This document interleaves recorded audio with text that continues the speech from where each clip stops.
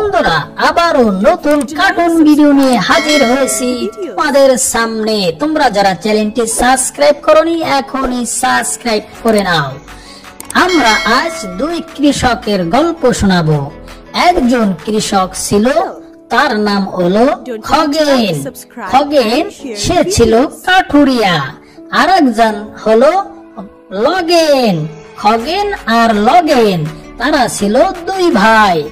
এক ভাই ছিল কাঠুরিয়া, সে প্রত্যেক দিন জঙ্গলে গিয়ে কাঠ কাটতো। কাঠ কেটে তারা বাজারে বিক্রয় করে তাদের সংসার চালাতো।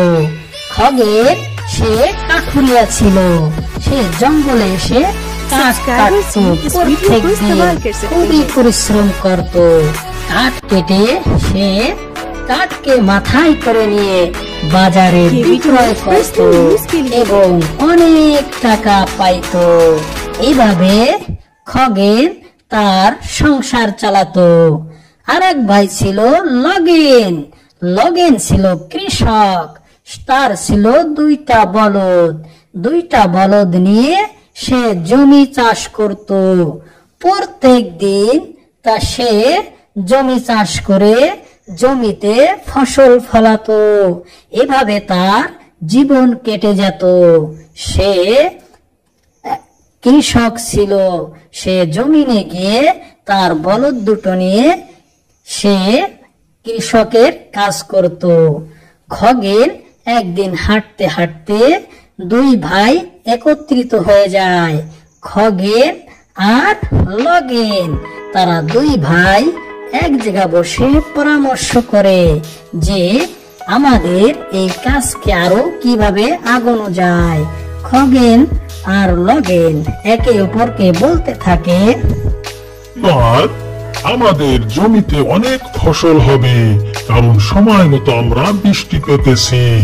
তাদের কথা বলতে বলতেই বৃষ্টি নেমে দিল।